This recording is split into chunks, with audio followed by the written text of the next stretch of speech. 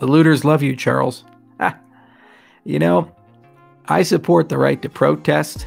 And if people want to riot and they want to burn things down, and that's private property that they're burning down, then they need to go to jail. I do not support the right to destroy private property. Yeah, another thing that really deeply bothers me is that the people who are doing the most damage are doing the most damage in their own communities, which are predominantly owned by minorities. I don't understand how you're sticking it to the man and really demanding police change when you go and burn down a barber shop or, some coffee shop that's owned by an African American. What exactly did they do to go against the doctrine of Black Lives Matter or any of these things? It doesn't make any sense at all. But then the problem is that both sides are disingenuous on this. The people that hate the rioters, they lump everybody together and say the entire thing is about that. No, there are millions of people out there. The vast majority of them are peaceful. And criticizing the protesters doesn't mean the entire movement's wrong, and vice versa. So, it's counterproductive, to say the least. And what we really need to be is intellectually honest. The police have really screwed a lot of stuff up because they have a culture of militarization and violence and brutality and very limited recourse. So when they do something bad, they tend to keep their jobs. When they do something bad, their colleagues tend not to report them. It's just like medicine. There's been a consistent problem in medicine for a long time, and you know it. So you talk to any doctor and say, who are the good doctors? They'll tell you. Who are the bad doctors? They'll tell you. Every doctor kind of has a good idea of which doctors they consider to be good and bad. Yet for some reason, doctors don't report bad doctors. Some do, a lot don't, because it's a culture that they have. Now, take it up a level, and in the police culture, if you as a police officer, probably a decent guy. Most of them are. In fact, I just had one over my house yesterday because a burglar alarm got tripped, and my dog tripped it. Nice guy, didn't shoot my dogs, great. Now, the vast majority of police are like that. Treat them with respect, they treat you with respect. Here's the problem. They all know the bad actors in the departments, and those bad actors survive. And we have evidence of that because there's so many who have complaint after complaint after complaint, murder after murder after murder. Somehow, some way, they keep their jobs. And there's limited recourse. And then you have doctrine of qualified immunity that basically says you can't sue them. And when you do, you get very little money. I remember reading with two agents in the Central Intelligence Agency, retired CIA people, decided to go to a hydroponics store in Kansas and set up a hydroponic setup to grow tomatoes for their kid who was in middle school. And the police decided to go do a no-knock raid thinking that they were actually setting up a marijuana growing operation. Come in with guns ablazing, blast open the door, put AR-15s on the head of the children and the parents, put them on the ground, hog tie them, tear the whole house apart for 2 hours, lying on the police report saying they smelled marijuana when obviously they didn't. And their evidence was what? They went through the garbage and found what turned out to be tea leaves. The family sued. It took 7 years of litigation for them to get $250,000. Let's be intellectually honest. Is that the kind of society you want to live in, where basically some group of people make some arbitrary decision that you're doing something wrong, and then they confirmation bias to the point where they can blast your door down? You defend yourself, you get shot. If you don't defend yourself, you could already be shot because they say you have a weapon, like all these swatting attacks that happen. I remember there was a pest control guy who was playing Xbox with his friends, and somebody decided to be funny to call the police on him, say that it was a hostage situation. Officer comes in and just shoots him to death. He was unarmed. Or Tamir Rice, a 12-year-old in a park with a BB gun, basically just playing cops and robbers, whatever. He's 12 years old. I used to do that when I was a young kid. And the police see that, no questions asked, gun him down. 12 years old, honestly. It happens again and again and again and again and again. And there's a culture that says, hey, let's not do anything about that. Here's the problem. The left in our country seems to think that the solution for it is just to replace Trump with Biden, and then suddenly everything will get better. These things tend to happen in cities that are overwhelmingly blue, meaning that they're overwhelmingly represented by people on the left who control the cities and make personnel decisions about who runs the police departments, how the city is going to operate, what policies the police should follow. So you tell me, if the political party that's running these cities is somehow basically doing this, instituting these local policies, how will changing things at the federal level actually solve anything? especially given that we had 8 years with that party just recently, and somehow it all didn't go away. Here's the fundamental truth of the matter. It's more foundational than racism. It has everything to do with culture and militarization, and a culture of no accountability, and a culture of bad systems and process. You know, I have the advantage of traveling all around the world. I talk to politicians, and I tell you, one of the most amazing stories I ever heard was how the hell we fixed Georgia, the country of Georgia's police department. So Georgia at one point had such a corrupt police force that they literally would print out bribery lists. So when you came to the country, they said, welcome to Georgia, here's what you should expect to pay for bribes. But this is how bad it was. It was so corrupt. It was like standard Eastern European post-Soviet country. Things were not good. So they changed administrations and they said, we're going to clean up the police. So this guy comes in and first thing he does is he trains an entire parallel police force. Doesn't tell anybody he's doing it. Keeps it all secret, out of the country, in the United States mostly.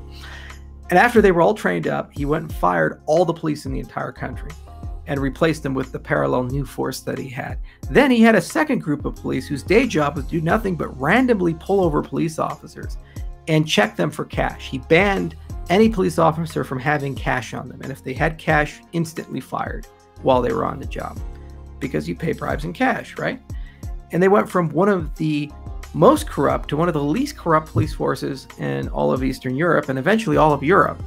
You see, so good systems, if properly instituted, allow you to affect real change. So right now we're all angry. Everybody's really pissed off, and I get why they are. I am too, and I've made some videos about that.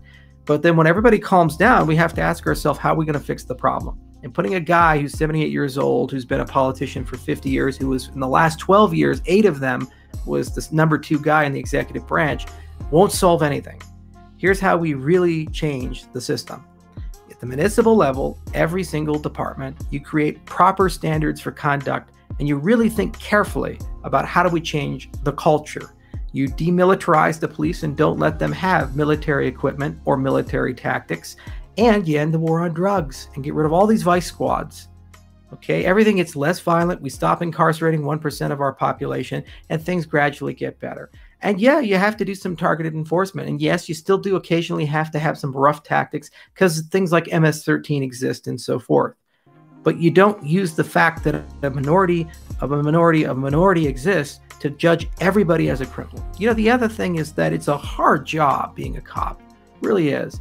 Because you're dealing with many cases the dredges of society. They lie to you every day. They do bad things every day. Imagine being a police officer and you know the domestic violence. You get called again and again by the neighbors to some house. You show up. The wife won't say anything. She's got bruises on her face, says she fell down the stair. You see the boyfriend. You know he's beaten her. You can't do anything about it.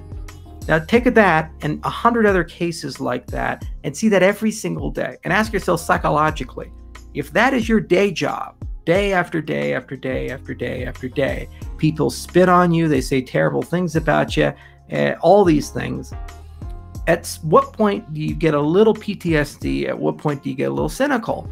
So you have to also see that perspective in the matter and understand that certain jobs have tremendous psychological toll. This is why there's a high suicide rate. This is why the military has a high suicide rate.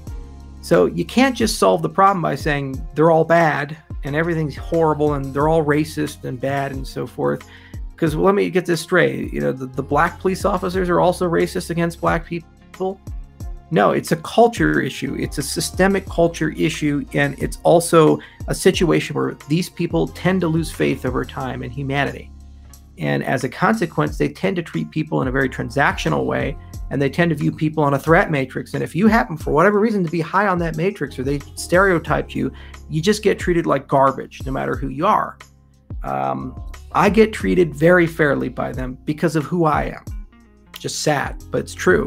It's been more than one time I've been speeding in my Lamborghini, and the cop who's radar gunning people doesn't actually pull me over. He just does this. And then they pull over the guy behind me who's driving the exact same speed, and he's driving a Toyota Corolla. And he's the guy who gets the ticket. I don't. Is that fair? No, it's the least fair thing you could ever imagine. Why? Is it because it's racist? No, the guy behind me was also white. It's because I have power.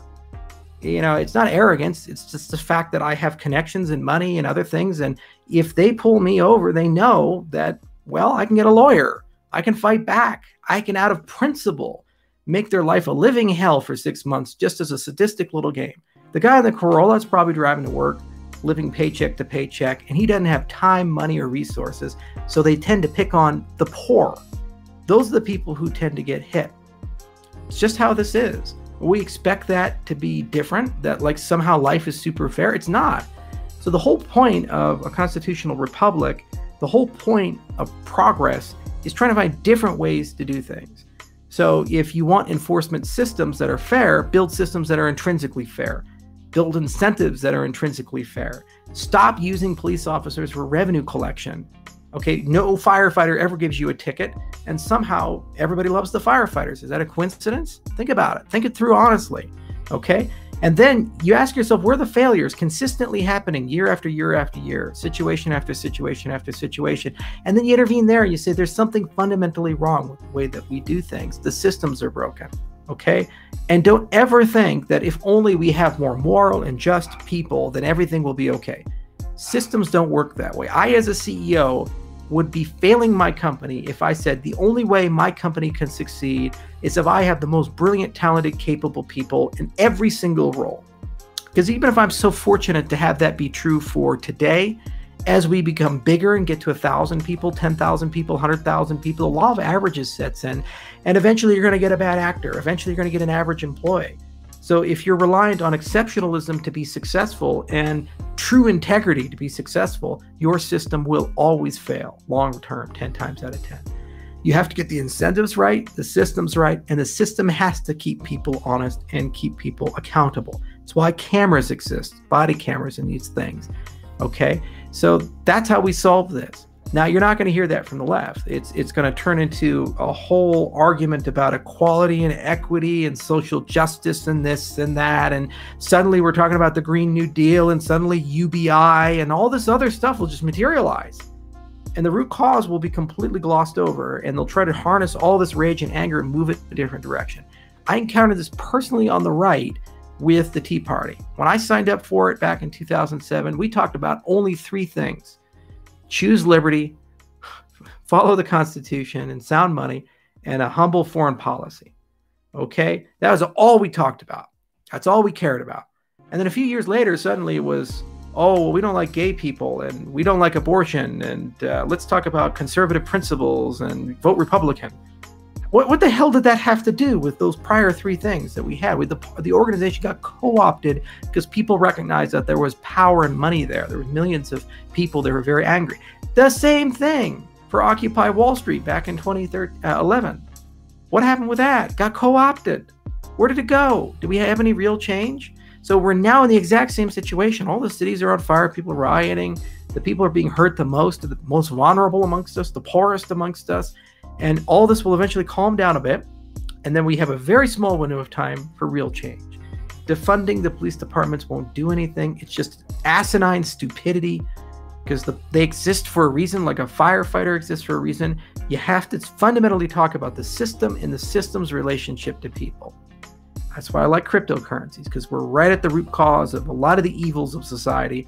Consent, property, money, privacy, voting, these foundations that get corrupted and they destroy society. So we get a chance to get a do-over for the future. But in the short term, that's the way you have to do things.